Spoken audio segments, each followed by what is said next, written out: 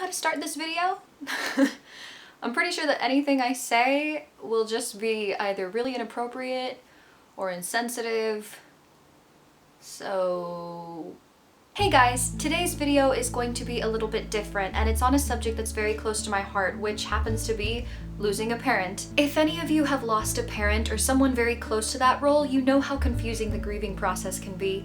And if you're someone that's going through that kind of loss right now, I'm really sorry and my heart goes out to you. I lost my father on October 18th of this year, so about 2 months ago. My dad was diabetic for over 30 years, on dialysis for the last 4 years of his life, and on December 26th of last year, he basically took a trip to the hospital and just never came home. For the last 10 months of his life, he was just in and out of different hospitals, and he was miserable. In a way, part of me is relieved that he's gone, because at least now he's not experiencing any more pain. For any of you just beginning to grieve, know that everybody's experience is different, and know that the way that you're dealing with loss might not necessarily be right or wrong. Unless you're like murdering people and hurting people, in which case you might want to take a step back and check yourself. Crying is something that everybody expects you to do when you lose someone, but some people don't really cry very much, and that's okay. For me, I've only really cried twice about this, so don't beat yourself up if you're not crying, and don't let anyone make you feel insensitive just because you choose to deal with things a little bit more inwardly, okay? You feel it on the inside.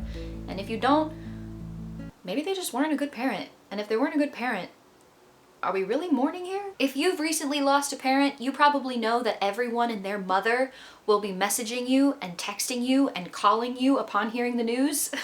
And for some people, that's great because it gives you a chance to talk about this and process it in a way that feels good to you. But if you're like me, you were probably over it by like the 5th message. I actually started like copying and pasting my responses to different messages, and I know that's bad, but I just couldn't come up with 100 different ways to express what I was feeling. It's funny because after a while your phone calls become super repetitive. They go from being like, I'm so sad and thank you for calling and just this is a really hard time, to just being really like monotone and trying to get through it as quickly as possible. Yep, super hard time. Really sad about it.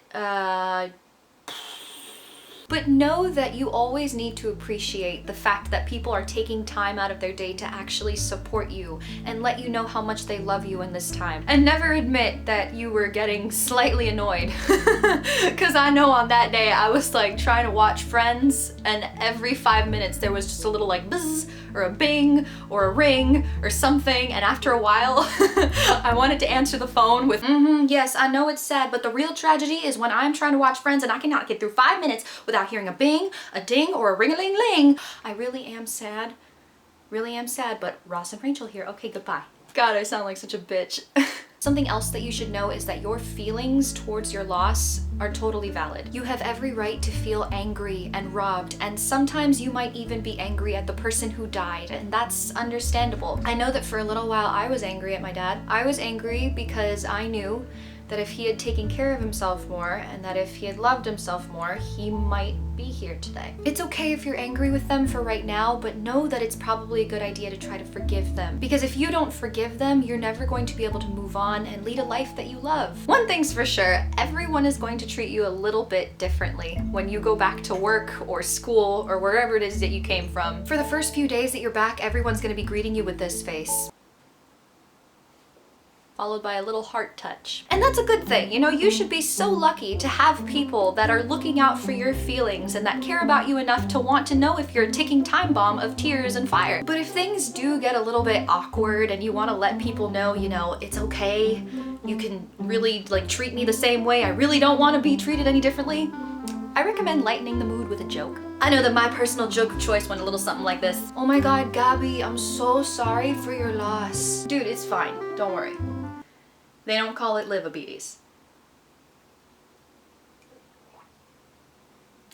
And if anyone looks horrified, it's only because they're horrified at how amazing your joke was. So if you are going through loss right now, here are a few things that I would recommend in order to help you through the process. Number 1, grab as many items from that parent as you can and look at them as often as you feel necessary. For me, I have a whole bunch of items. I have my dad's wand, I have his glasses. When I said wand, you probably thought, what wand? But that's a story for another time. This was a journal of my father's when he was in the hospital. It has prayers that he would say and things that he would write to my mom, and just I love this. This is something that reminds me of my dad every day. Number 2, feel free to share stories about your parent. I wanted my dad to meet so many of my friends, and now that he's gone, I feel kind of sad that nobody's ever going to get to know him. Something that I like to do is share stories about my father so that in a way it's kind of like they're getting to meet him for the first time. It's comforting for you, but it's also comforting to know that through your stories, that parent is kept alive. Number 3, stay kind. Your parent wouldn't want you to start being guarded and mean and treating people badly just because you are angry with how things have turned out. For the sake of your parent and for the sake of yourself, because you deserve to live a life full of love and happiness, don't let this sadness consume you for too long. They might not be here anymore, but their love for you and their feelings for you and their hopes for your future, all of those are still here.